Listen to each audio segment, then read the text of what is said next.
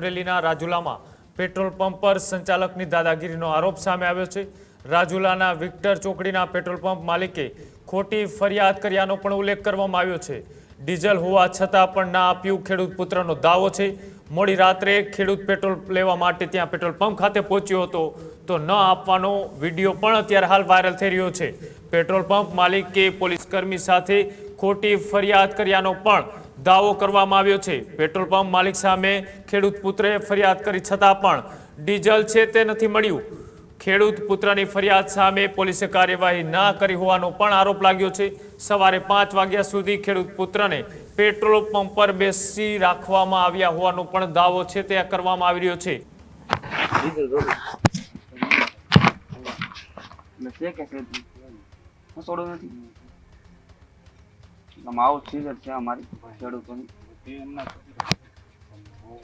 हाल में शुरू होता खूटी गयो बधु खूटी गयो ले आ शुरू करो देखाड़ो बंद छे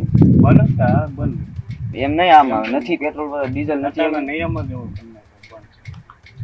डीजल तमे एम कहो कि नहीं तो आपणे बंद होय नहीं एवं काक है ने 00 तो आवे ने 00 एवं न आवे डीजल न होय तो एवं तो आवे के डीजल नहीं मतलब તમે કઈ રીતે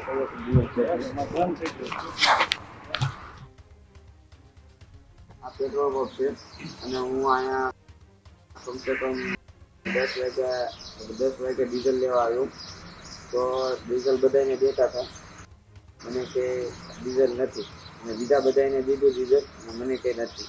હું ખેડૂત પુત્ર છું અને હું ટ્રેક્ટર માટે લેવા આવ્યો હતો વાડીએ તો વચ્ચે ટ્રેક્ટર મૂકીને ખતમ થઈ ગયું તો મેં કીધું લેતો આવું ડીઝલ તો અહીંયા ડીઝલ આપતા નથી તો મેં 112 નંબર ઉપર ફોન કર્યો હતો અને ગાડી બોલાવી અરજી કરી પોલીસ સ્ટેશને ગયો અને હજી પણ હું 10 વાગ્યાનો કમસે કમ દેવો 3 વાગ્યા છે પણ હજી કોઈ કાર્યવાહી કરી નથી પોલીસ સ્ટેશને કે હજી ડીઝલે મળ્યું નથી અમને।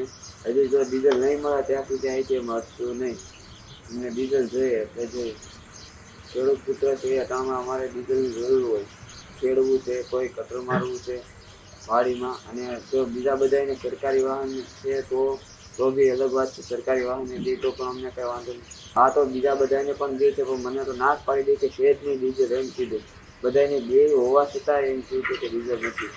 મારી પાસે વિડીયો પણ છે। આ જ પ્રકારની તમામ અપડેટ જોવા માટે ન્યૂઝરૂમ ગુજરાતને લાઇક શેર અને સબસ્ક્રાઇબ કરવાનું ભૂલતા નહીં।